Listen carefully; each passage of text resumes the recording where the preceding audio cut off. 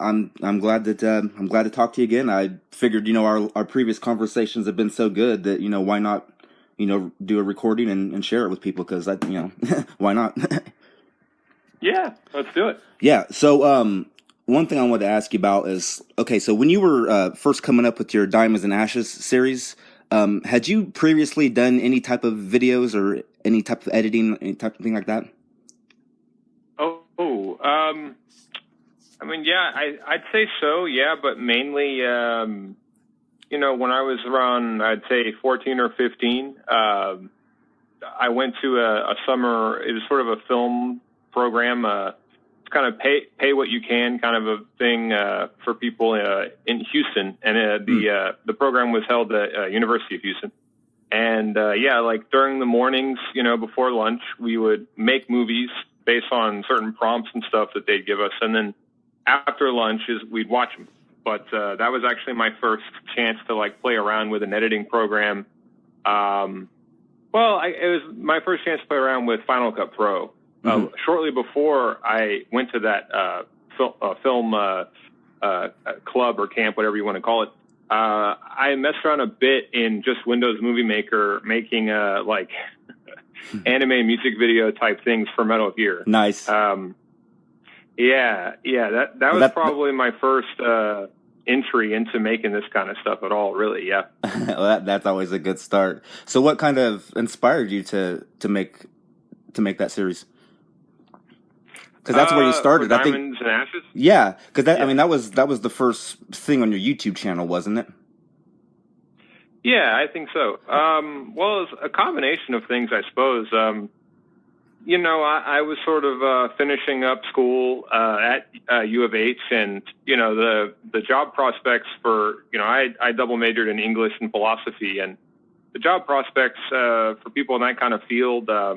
I found out very late into my tenure, or whatever you want to call it, at U of H, that if you didn't go to basically an Ivy League school, you're not really going to be able to work in the academic field in terms of writing stuff. I mean, I was able to get published. I had a piece on AI that was published through a Vassar undergraduate journal of philosophy. So it's not like I necessarily couldn't get published, but whether or not I'd actually be able to find work and stuff was a little bit of more of an open question. So, I was looking for something to do. And at the same time, I had been a musician for several years there, and was just kind of realizing that, there's so much amazing talent out there that is, there are people doing stuff with music now that it made me feel like what I was doing just wasn't really good enough. So I wanted to find a new field where maybe, I could be more creative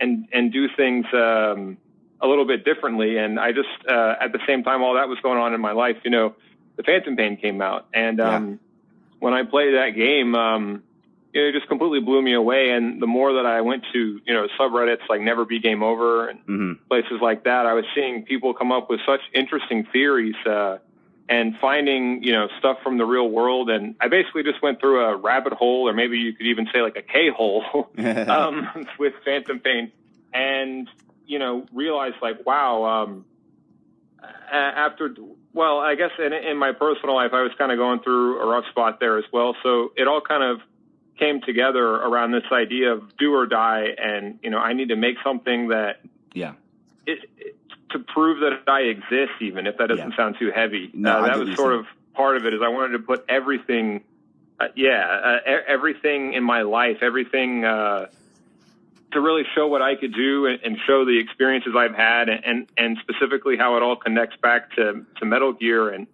that all came together. And at the same time, when I was starting, the format of a video essay was very new. Not just a YouTube video, but a video essay.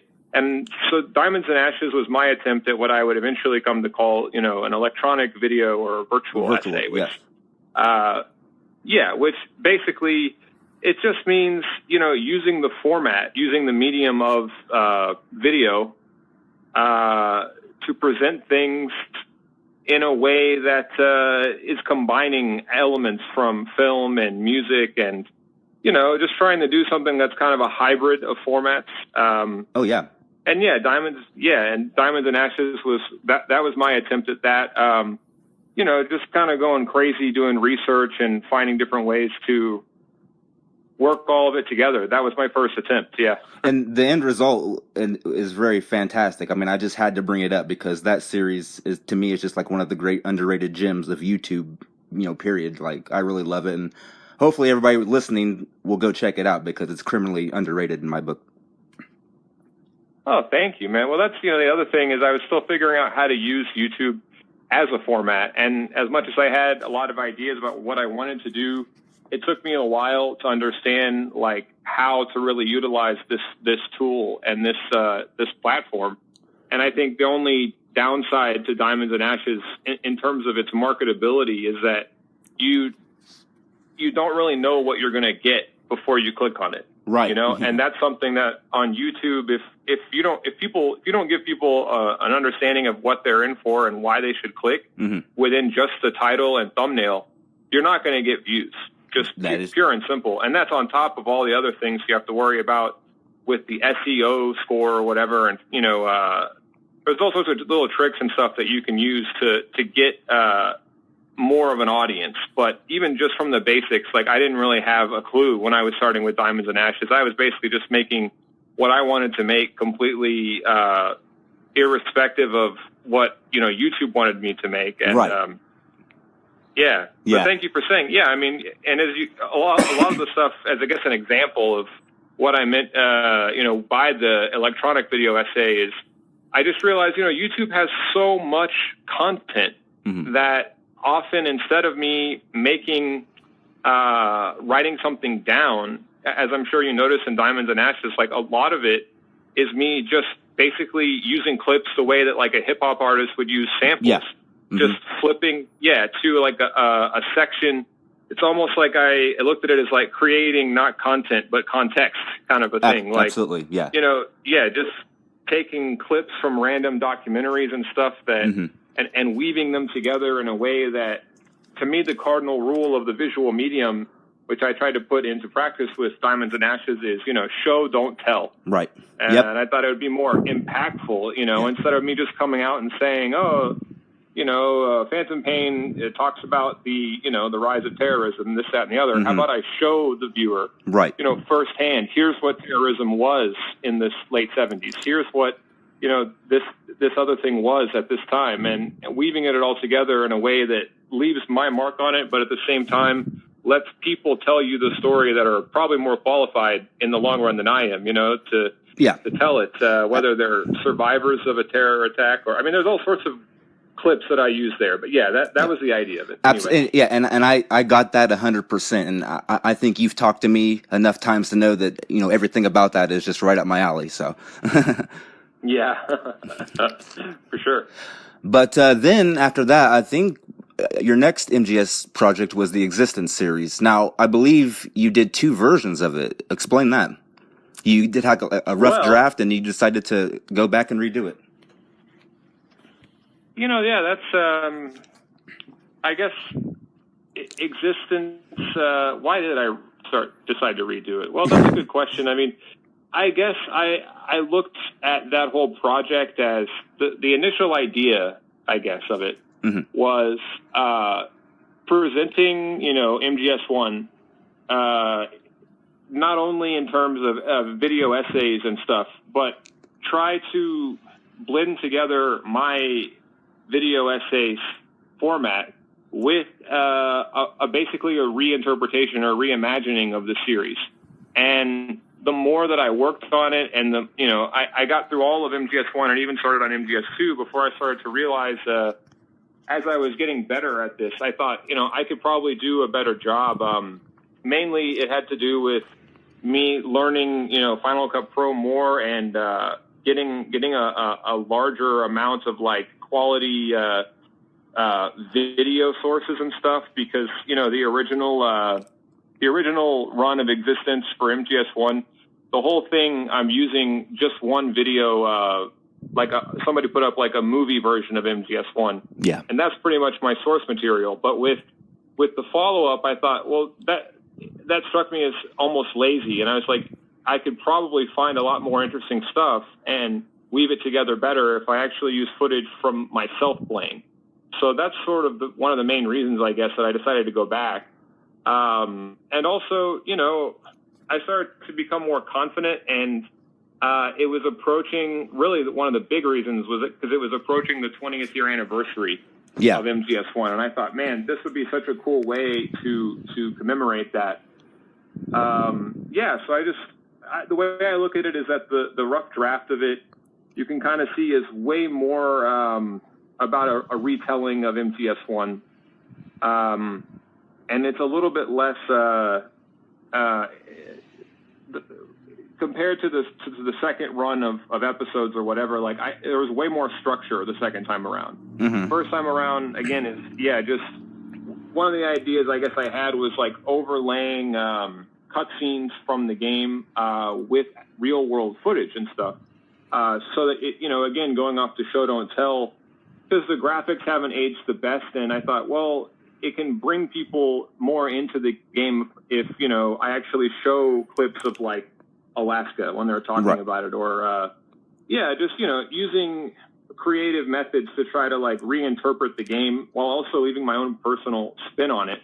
It was just a really massive undertaking, and by the time I really got a handle on it, I thought, well, I'll just go back in. And to me, the second run is a lot more complete. And it kind of weaves back and forth. Basically, I borrowed the general structure. If you see any, if you watch any like so-called prestige TV dramas, you know, like The Sopranos or Mad Men or Breaking Bad, typically they have an A and B plot.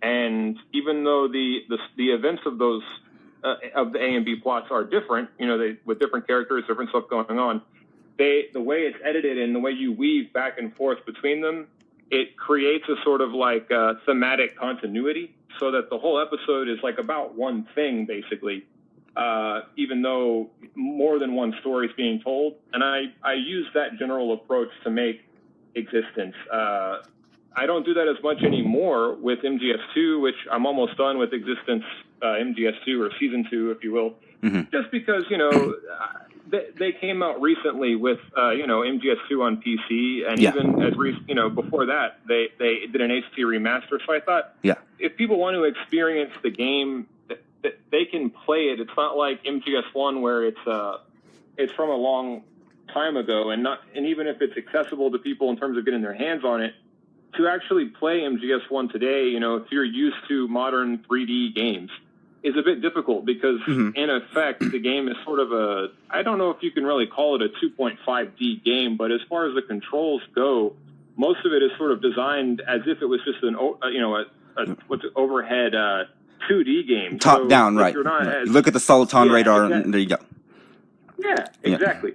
So I felt, you know, and also I found out in the course of researching MGS1 that, to my understanding, you know, the original game in Japanese, they don't have multiple difficulty settings, and they threw on the other difficulties for the North American release, because there was a perception that Americans wanted their games to be like difficult and stuff. So they didn't really balance the difficulties that well. And most people, when they play MGS1, they pick normal, not realizing that normal is more like hard, because what we call easy is the standard version of the game. So that's the other issue, is that it's, on top of it being an old game, you know, it's unnecessarily hard for a lot of people when they play it. So I just thought it'd be a good thing to do. And Twin Snakes exists, but, you know, I like to think of mine as a very different take on the concept of remaking MGS1 than Twin Snakes is. Right. Yeah. Well, that's awesome. Yeah. And you did a lot of amazing things with that series, and some groundbreaking stuff, I think, with some of the subject matter. One that sticks out to me is the one on hyperreality and Desert Storm. There's really not much on that in documentary form, especially on YouTube, not from what I've seen. And I think the way you went into that and the military's involvement, you know, in the gaming industry and all that stuff was, pretty groundbreaking to me. Thank you. And it's just kind of following Kojima's lead there, but go ahead. Yeah, well, cause that's something that's been on my mind for many years. I mean, you know, if I had, you know, even a tenth of the talent that you have, I probably would have done that, you know, 7 years ago when I was, you know, thinking about the military involvement in MGS1 and stuff, because I had read about one of the guys involved with MGS1 being arrested for selling laser sights and stuff like that, and that just kind of got me thinking. And I remember reading, about Battle Zone and all that stuff. So, yeah. But then you took it even further, though, in the MGS2 video on the military entertainment complex. Yeah. Yeah. And I like. Yeah. And he said, yeah. Yeah. One thing I want to ask if you knew about, because you mentioned it a little bit in your video, but Jeremy Blostein, the guy who translated MGS1, you know that is right. He had he tweeted like a while back, like a couple years ago, about how he was coming up doing research on stuff and the reading material. One of the things he was reading was Rogue Warrior by Richard Marcinko. Yeah. Yeah. I just thought that was interesting. Yeah.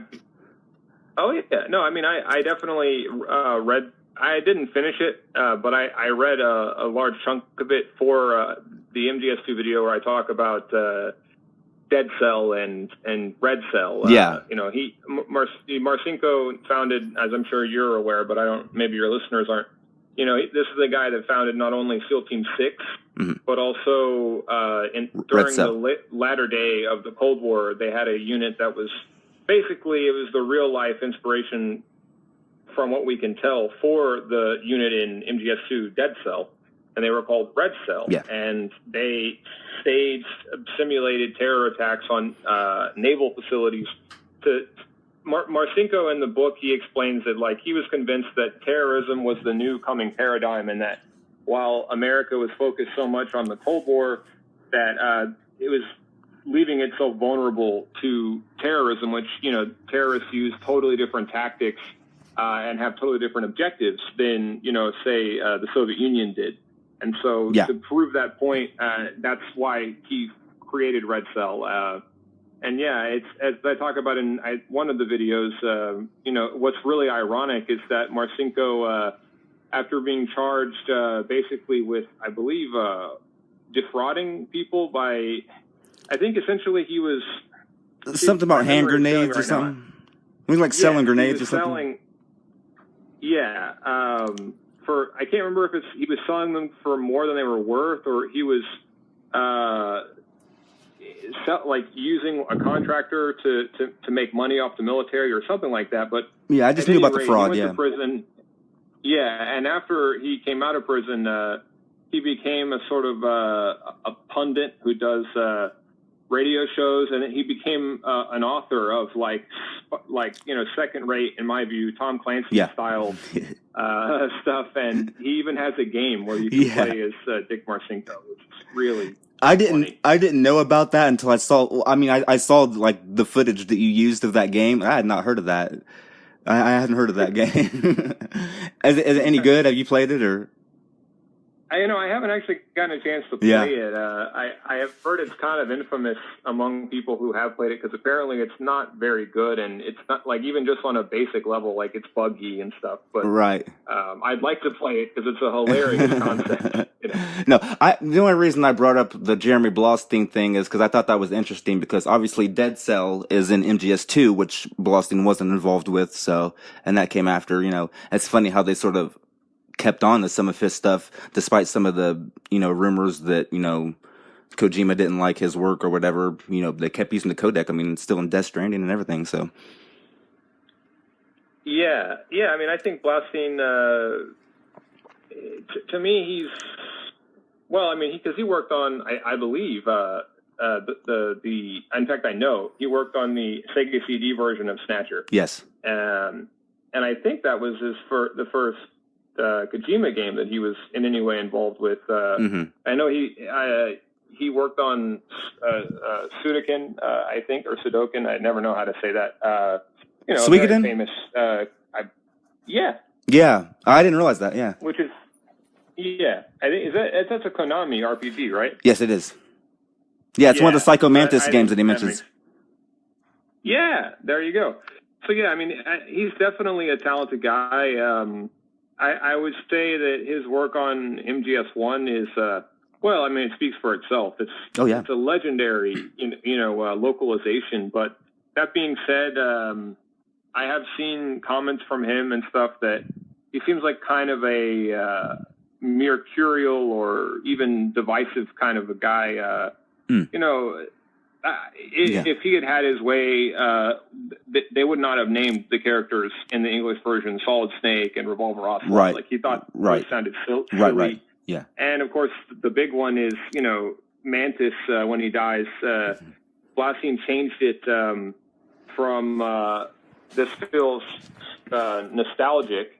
Mm-hmm. When Mantis is dying and he's using his last moment to help Snake and Meryl get further in. To this feels nice, which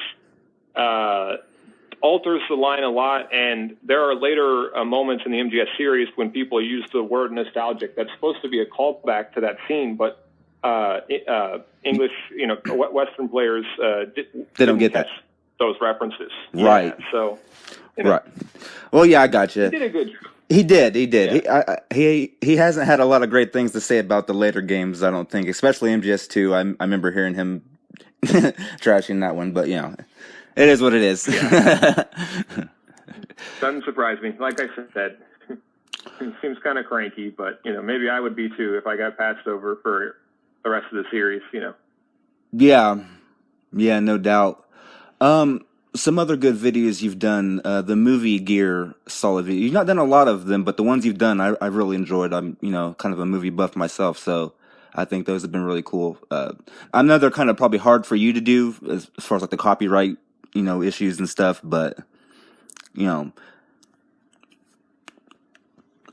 Yeah, exactly. That is the only reason why I haven't done more is because right. It's been a kind of a nightmare to get them out. It's just it's really difficult to know what movies, what copyright holders are going to be more aggressive than others. And since I sort of tell the whole story of the movie in the video, some of them say, well, I assume that's their logic. YouTube doesn't necessarily provide you with the rationale, but no. The Studio Canal, who owns the rights to Escape from New York, wanted to actually sue Kojima. Yeah. For making Metal Gear and basing it, so much on Escape from New York. But John Carpenter, the guy who actually made the movie, was like, nah, Kojima's a nice guy, or at least he's nice to me. So right. Lay off him. And I wonder if maybe that's part of the reason why they were so aggressive about, not just demonetizing the video, but completely blocking it from YouTube. But who knows? It could be the whole thing's probably automated. They're such a huge company, Studio Canal. They own just a number of movies. So I think it is automated. Yeah, it's got to be. But what it could have been? Making what's that? It could have been the music sequence where you're highlighting the comparisons with some of the music, and it kind of goes on for a minute. That might have done you in. I don't know for sure, but.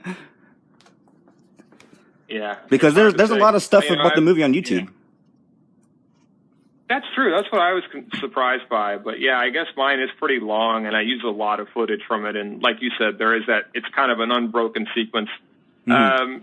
I've been thinking about doing a new series. It's kind of a derivative of that called Metal Gear Solid, like LIT, about novels and books and stuff that are referenced. Because obviously with that, you can get away with a lot more. Oh yeah. But I just don't know if people would be as interested in that. Maybe they would, but I don't want to be elitist or exclusive. And obviously, if you haven't read the book, and I'm spoiling it for you, that kind of puts people off. So maybe if I did do it, I wouldn't tell the entire events of the book unless it was a really, really famous one, 1984 or something. Yeah. And that sounds like a great idea. I'm thinking about doing that. Yeah, it sounds like a great idea. And of course, just like with the films, there's a lot to pull from, man. Big time. Kojima's a big reader. Oh, yeah, he is. He's a big reader, and not to mention, the handful of films that are based on novels and so forth. Right. But, speaking of which, not speaking of that, but in your last video on Peace Walker, you said that you were possibly thinking of doing a what happens in the original MSX Metal Gear. Which that'll be interesting. Yeah. That's something I'm excited about for sure. Yeah, I'd like to do it. You know, the Peace Walker videos. I read this guide to YouTube that basically, you know, said you want to find a format that works and try to stick to it. And the you know, what even happens in MGSV one was pretty successful. Oh yeah. For me. In terms of a series, you know, that's got to be the one that's been the most popular. Yeah. So that's why I've tried to continue it on, but I'm gradually realizing that maybe the reason that it was popular is because of the game in question and not necessarily because of me or the format, you know, because I see a lot of commenters on the one I did for MGS3 and, you know, even for the Peace Walker one where they say, you know, we've played this game. We know. They don't necessarily think that there are as many secrets or unanswered questions in the other Metal Gear games as there definitely is in Phantom Pain. So right. I will have to see if it's going to still be viable. I definitely want to keep going, you know, but the interest in it does seem like it's gone down a bit. And again, I think that's because people have played them, you know. Yeah. Well, they don't need me to tell them. Yeah. That's interesting considering that I believe one of your most viewed videos is called The Secret Mechanics of Metal Gear Solid 4. I mean, and you did that like, you know, maybe a year ago or something. And that'd be something that you would think, you know, if you didn't know any better, if someone was, you know, didn't know your channel, was stumbling across it, they might have think it was just, you know, another video about Easter eggs or, you know, breaking the penis off the statue or whatever. Right. Yeah. No, I mean, people love that one too. And that's, that was also part of a sort of ongoing series. And the one after that, you know, is Metal Gear Solid 5, 3 games. Did pretty well too. So, you know, you can't really predict. And sometimes, you know, it's frustrating because I right when I think I've, you know, cracked the secret formula or whatever, you know, people surprise me. But there have been times I've put up videos and didn't think it would get any views at all. And it did, you know, very well. So, and then there are other ones I worked really hard on that people don't necessarily like as much or feel inclined to click on. So there's no magic formula. It's human nature, you know. People, it's all kind of random, and we just do the best we can, I guess. That's true. Well, another one of your videos that I think did pretty well was your one on the real espionage in Metal Gear Solid. That was a pretty popular one, and one that I enjoyed very much as well. So. Yes, and you know what came out of that, even though I am a little embarrassed to admit that something went wrong when I tried to record it, so I was unable to use any of it, but I got a chance to talk for about 2.5 hours with a former intelligence official from Canada. Oh, wow. And really picked his brain on all kinds of stuff. Yeah, his name's Phil Gursky or Gursky. I'll have to look it up to make sure. I'm probably not saying his name right, but yeah, I mean, I follow him on Twitter. The guy is very seasoned, and it was very interesting. He was very receptive. The guy who runs his website is a fan of my stuff, and asked him to do something with me. So, and he said, if you ever want to do anything again, let me know. And I do have this idea, even though it's kind of a trend chasey, which is something I usually don't try to do. But I noticed one type of video that people really seem to like is expert in this field plays game on that field. I was thinking it might be fun to send this guy a couple of clips of Metal Gear throughout the years and just get his take on it and put that up as a video. That would be amazing, dude. That would for sure. Hell yeah. But the research that went into that was considerable, and I'm always trying to research as much as I can. Yeah. It keeps me up at night, sometimes worrying, because there's only so much that you can, as one person that you can learn or that you can do to make sure that your videos are up to snuff. And, I've made mistakes, but that was one thing, in the early days I was so obsessed with perfection that it could sometimes take me, if you go back and look at the lengths of time in between each entry in existence, it would sometimes be, 3 to 6 months, because I was so obsessed with the idea. And there are still some mistakes in them, but now I'm starting to realize, it's not about being perfect. If I make a mistake, I'll usually pin a comment about it or make a comment myself. And I feel like my audience is smart enough to see the comment, understand the situation, and realize that my schedule is crazy. I try to do 2 videos a week, Right. which takes an insane amount of time already. And there's only so much that I, as one person, can do to fact check everything and make sure everything's on the up and up. And, but yeah, I've started to lighten up on some of that. And I still think that I offer a degree of research and analysis and stuff that, you know, goes beyond the pale. And I'm proud of that, even if I have made mistakes over the years, you know. Yeah. Yeah. Well, like I said, the espionage video was fantastic, and you can definitely tell that a lot went into that. And let's see here. Yeah, thank you. Yeah. And that kind of gets me into the whole real life series in general, which I really love. You've done a couple on World War II, which I thought were great, you know. And then your last one on that, you had mentioned that you might do a follow up, which I'm excited for that if you ever do, on World War II. I already have finished a follow-up to it, and not on the subject that I said I would do. So there's still one to come where, you know, I'll talk about the importance of Kungenga Mine to the Manhattan Project. And there's a great book called Spies in the Congo, if you ever want to read it, where that's really the main source I'd probably be pulling from for the video, where they talk about, it's like a spy story that really happened, you know, that's taking place in the Belgian Congo during World War II. Yeah. Because there's a whole, I don't have to go into a whole thing now, but, you know, each state in that region of Africa at the time, you know, belonged to a different imperial power for the most part. And some of them were, you know, allied to the Nazis, and some were allied, you know, to the Allies. So it was a real difficult task of getting the uranium from the Belgian Congo to the United States secretly, you know, and that's what the book's about. So, but anyway, the one I have ready to go now is actually about, you know, MGS and Japanese fascism. Because I started reading this book that just totally blew my mind. I'd recommend it to anybody. It's one of the best history books I've ever read. It's called Japan at War, an Oral History. And unlike, you know, as the title says, it's an oral history. They talk to people who really lived through the shit. And it's not just soldiers. In fact, the soldiers are probably like 1/3 or 1/4 of the book. They talk to all types of people from all walks of life. And, you know, it just started to make me realize when I was reading some of these stories that, like, for so long I've been so focused because, you know, Metal Gear Solid is a very, I don't want to say it's anti-American because I think that's too far, but it is definitely questioning American dominance on the world stage. And so for so long I've focused on that and linked the games to stuff going on in the West.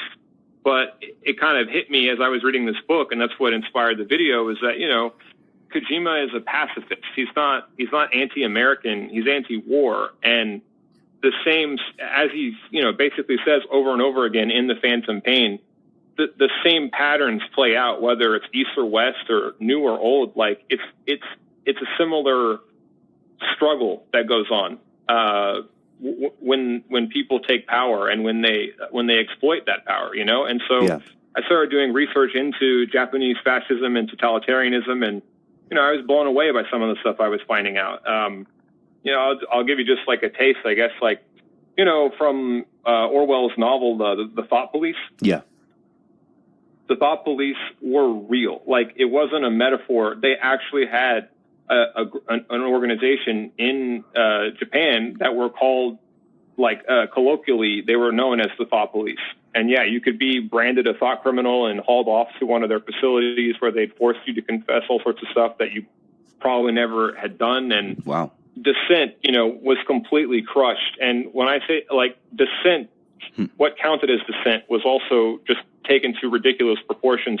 You couldn't wrap a sandwich in a newspaper if it had the emperor's face on it in case you got, like, juice from the sandwich on his face. Holy shit. Like, the level of orthodox thinking and stuff that was going on was just nuts. And if you actually look at, not to go on a whole tangent here, but, you know, if you look at Japan's actions at that time, you know, they were really trying to become just another brutal, exploitative sort of colonial power. And for so long, I thought that only applied for some reason, you know, European countries or to America, but no, like anybody who gets enough power, when they start going into colonizing, other parts of the world, they participate in the same stuff. I mean, Soviets more or less did it, so it doesn't matter if you're communist, capitalist, East or West, Japanese or American, like these same patterns play out. Absolutely, yeah. And that's what the video will talk about. Yeah, I hadn't heard about the whole thought police thing, but I definitely heard of like, Unit 731 and stuff like that. I talk about them in the video. Yeah, which, did you know this? Here's another tidbit. This is from the video. The place that Unit 731 were set up was in occupied China. Do you know what the official purpose was given for that unit and their facility? I do not. A water purification plant. Holy shit. Yeah, it was water purification is what they were supposedly doing there, but yeah. Yeah, that's something else. Holy shit. Well, I'm very excited for that next video. That's crazy. But another thing I would definitely recommend to people is like the real gear of Metal Gear Solid. I think there's a few things in there that some people might not know about, like the nano machines and some of that stuff like that. And that's something else I'd like to recommend people check out. But it's funny because, well, not really funny, I should say, but just this year alone, there's been a lot of, crazy shit going on, like a lot of advancements in like, robotics, artificial intelligence, VR. You've got government agencies trying to use AI to eliminate what they would call outdated regulations and stuff. You've got like the Lewis McChord base using, trying to come up with new military exercises, VR exercises with the 5G and everything like that. So it's been crazy. It is crazy, and I'd add to that, Palantir, which every time I read about that company, it freaks me out. That this they're basically the company that the NSA and other government agencies and law enforcement agencies turn to whenever they need data surveillance. Named after the famous all-seeing eye that Sauron used in Lord of the Rings. Yeah. And and also facial recognition is a big thing that I think they've already got it, full tilt in China, but it's, supposedly, and this is something I put in one of the videos for Existence MGS2, it's like, I think something like 1/4 or maybe 1/3 of all American spaces are already in a database. And the technology that they have, the way they pitch it is that it can even, read not only your face, like who you are, but they're also trying to work on a system that would be able to tell your mood from your facial expression. So if there's like a really angry person in a crowd, that is come there to do violence or something, that they'll be able to preemptively. It goes into like the realm of Philip K. Dick. I was about to say Minority Report. Yeah. Yeah. That's fucked up. So, I think. But,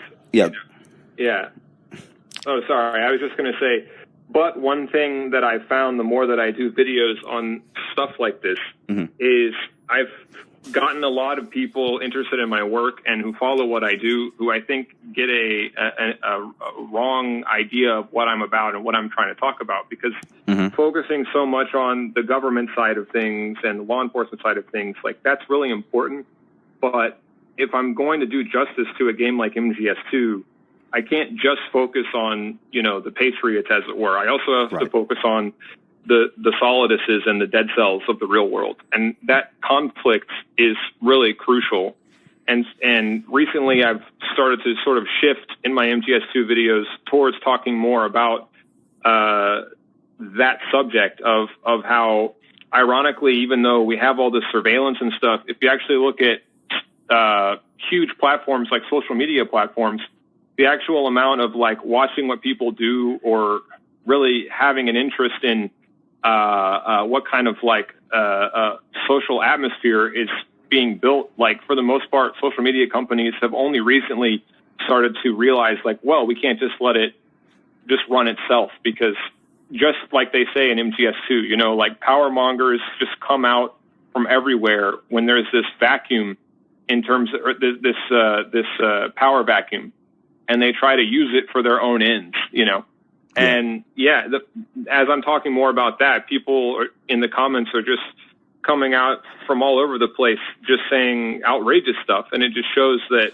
it was important for me to make that kind of content, because there were people who were thinking that, you know, their form of, I don't want to say insanity, but their form of power mongering was somehow more justified than the states or societies, just because they're sort of a smaller group. Like, I don't think that's true. Right. I don't think that, you know, it matters what people say. And I think, there's been almost a total abandonment of the idea of responsibility, because we have these tools that can allow us to do things anonymously and hide behind masks and so forth, so that, you know, people start to lose a sense. It all becomes a game to them. It's not real.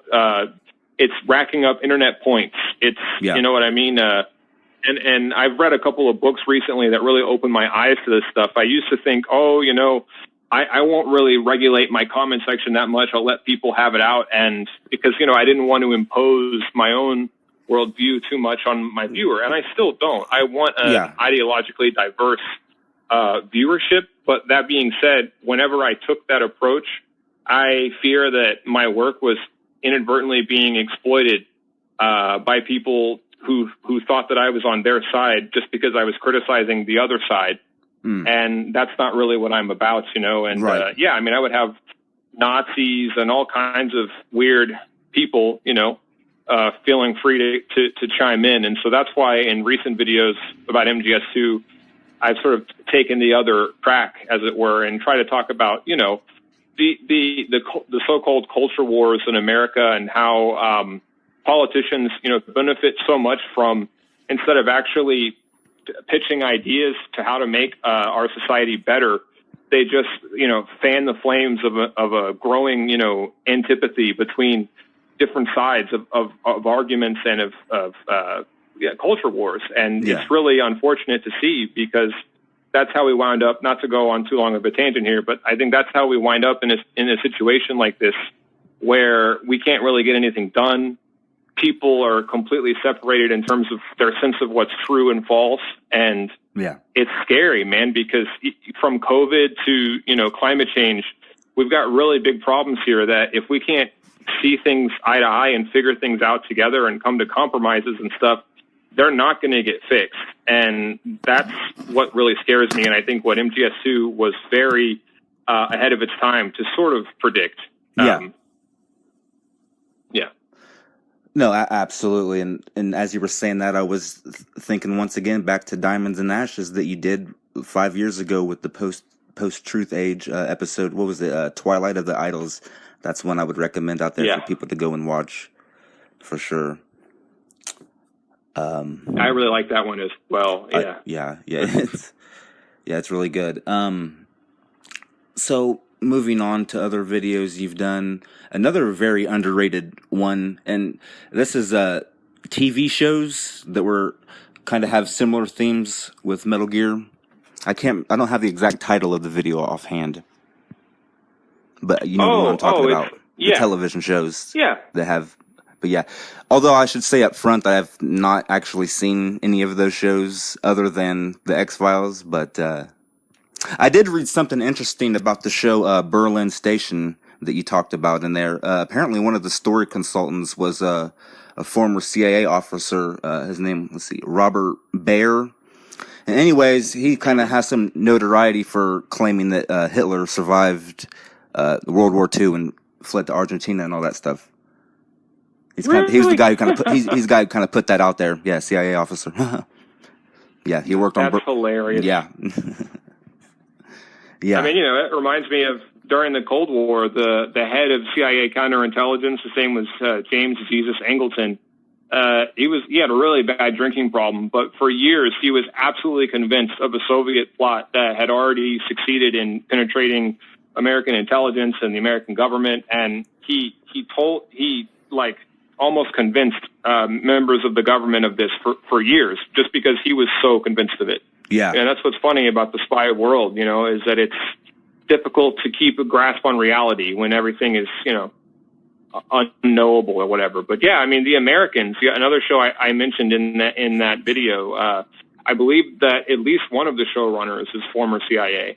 Yeah. And The Americans is based on, obviously not real characters per se, but definitely a real era in Russian intelligence where they'd have, they'd have infiltrators who would come and they'd stay, in America long term. And it's actually survived the Soviet Union. I think that was one of the reasons they made the show, was after, I want to say in 2010 or 2012, they had, I think it was called the Russian illegals controversy. If you look it up, I think several Russian operatives were basically outed and revealed to be spies working for Russia who had, moved to America and, had set up shop, basically making contacts and so forth. So this spy stuff is still going on, even if we have shifted way more into the world of, signals intelligence and cyber warfare and all this stuff that's totally new. There still apparently does seem to be a bit of the good old, human that's still going on. Yeah. So yeah. Well, I'm glad you mentioned signal intelligence, because that brought me to something else in your video about television shows. I was looking up some information about some of these shows, and I came up some stuff from Spy Culture about the Little Drummer Girl.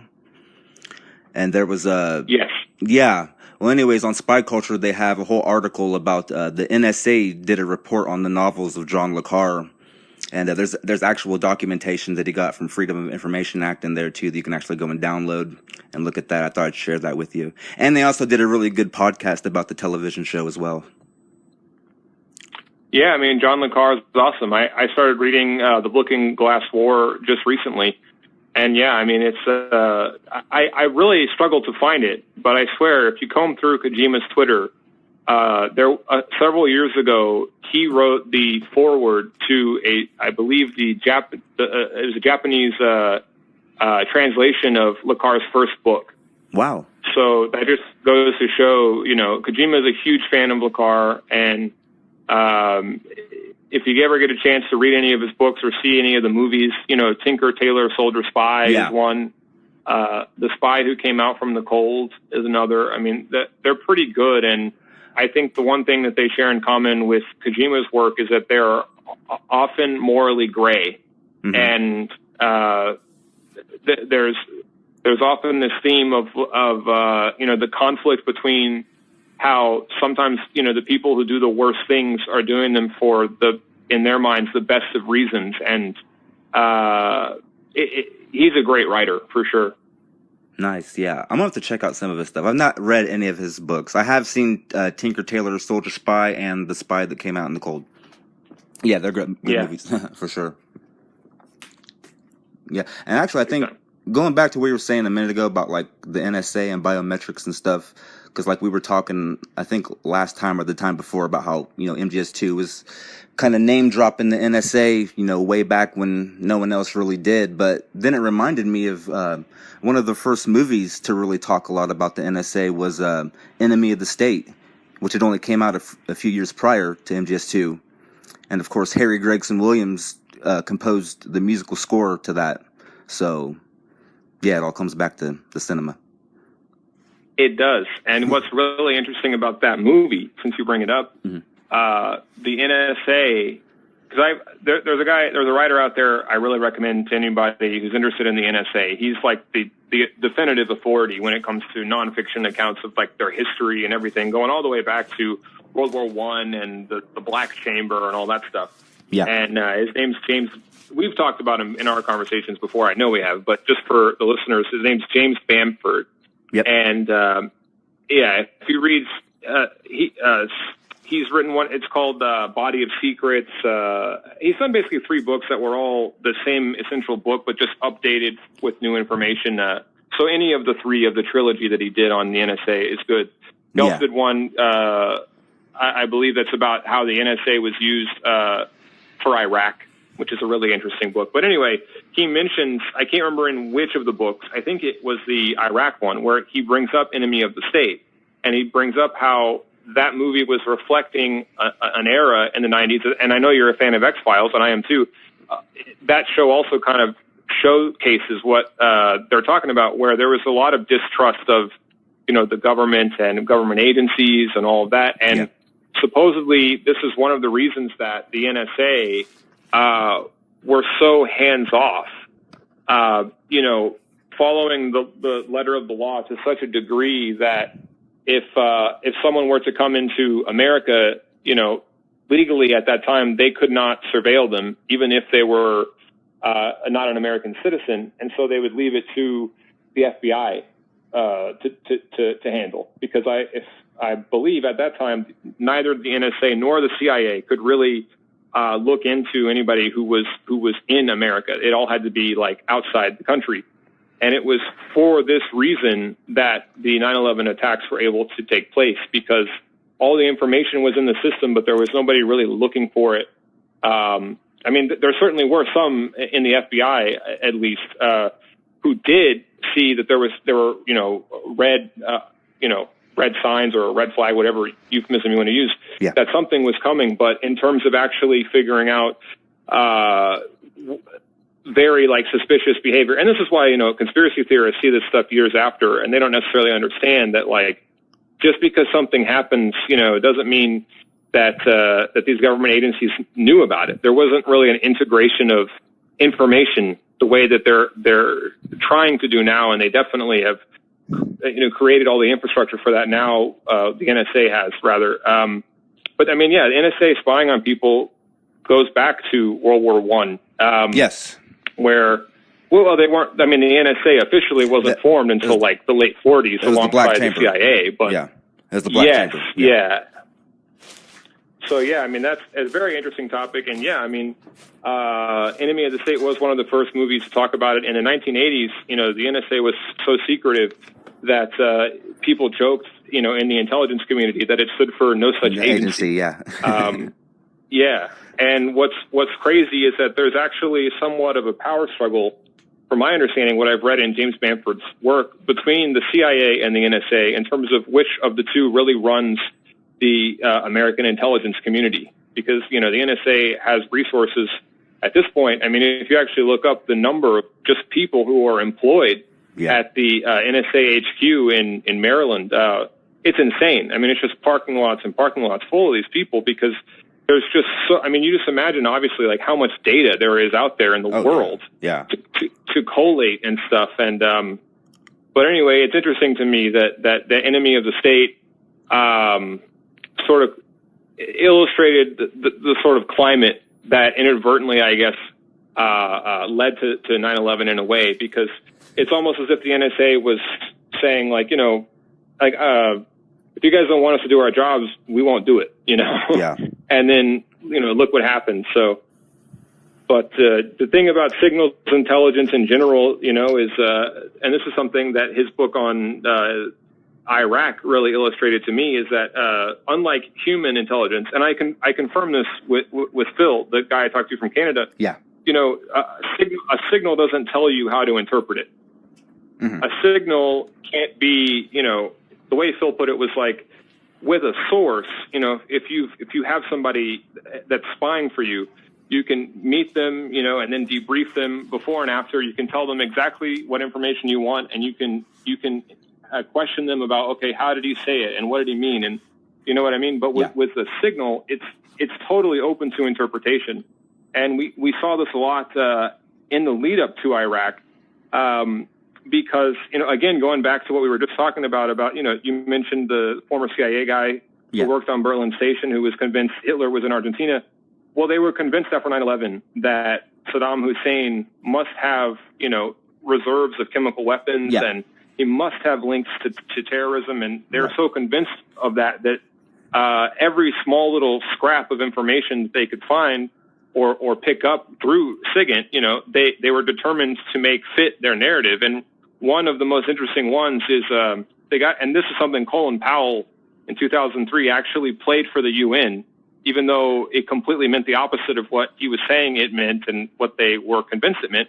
It were just two Iraqi military officials who were saying did you get the they were sort of using code words and being indirect, but basically they were saying they were double checking to make sure that all of the chemical weapons were destroyed. but the way that it was interpreted was they were saying like, we've hid them. I'm not doing a great job of explaining this, but you get the idea. I do get the idea, they read into it so much. Yeah, and last thing I'll say on that is it kind of reminds me of in Guantanamo, and when the CIA interrogates people, or at least during the real height of the war on terror, they would be convinced because of someone's rank, which they assumed they knew. Often they were actually interrogating people who were not the individuals that they thought they were. Mm-hmm. But going off who they thought they had in their custody, they made all these assumptions about what they should know. And they would, torture them until such time that the CIA was convinced, okay, he didn't actually know anything. Nothing was actually going on. And they would use that to say, well, we got information out of him. Yeah. It's like you didn't really get information out of them. Right. Yeah. You just you tortured them until, so you get the point. Yeah. When people get convinced of things and they pursue them to such a degree, once they take them as certain. Absolutely. That they make a lot of mistakes. So yeah. Which is something you got to be careful of in this day and age for sure.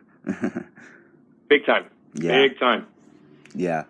And going back to like video games and the NSA and stuff, so Splinter Cell came out like a year after MGS2, and that which was not based on but somewhat inspired by Tom Clancy. It has his name on it and everything, which Tom Clancy didn't ever like work for military intelligence or anything like that, but I mean after his first novel he started like hanging out with a bunch of like top ranking officials and stuff like that, and yeah, now he's mostly known, I think, for the games, really.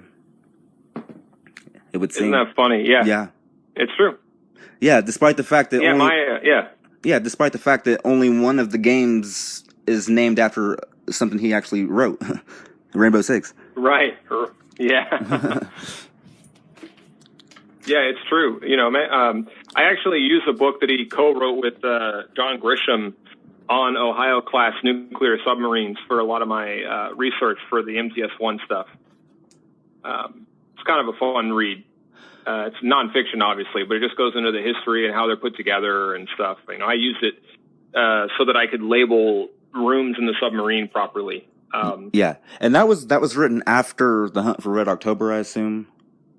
Yes, yeah. Yeah, because after that, I mean, that ended up like at the White House and everything, you know what I mean? Big time. Yeah. But that's the issue, with Tom Clancy and I mean, I enjoyed Splinter Cell and I like a lot Rainbow Six. It's really fun to play. But in terms of the depictions and stuff, it's a little bit. I prefer Metal Gear, I guess, in terms of like we were just talking about the unknowable nature of modern society and stuff. I think in Tom Clancy, you always know who the terrorist is and what they intend to do, and it's, right. Yeah, I was just bringing up Splinter Cell because that's where you're basically working for the NSA. That's true. Yeah. I mean, they call it the third echelon, but it's pretty much the same concept and everything. Yeah. All right, so one thing I want to mention, I don't know how much time you have, but I guess if it's going to be wrapping up soon, I do want to mention the fact that you do have a Patreon page, if you don't mind, talking about that a little bit and maybe some of the content that you have there for the people listening. Oh, sure. Yeah. My Patreon page is, patreon.com/Futurasound. I have tiered, membership ranks or whatever, which are, named after the difficulty levels in Metal Gear. Hell yeah. All right, so the recording dropped out right after Jorin dropped his Patreon page. And I just want to encourage everybody to go support Jorin on Patreon. There's a lot of great exclusive content on there. He does podcasts, there's exclusive videos. You can find the sources for many of his videos, all the great links and stuff there. There's a lot of stuff to be had in this stuff. All the blood, sweat, and tears he's put into making these videos, I think his content is most definitely worth it. And once again, I want to thank Jorin Lee for doing this. I had an awesome time. I can't wait to do it again. And you can also check out my blog at mgsgnosis.blogspot.com. Thank you for listening.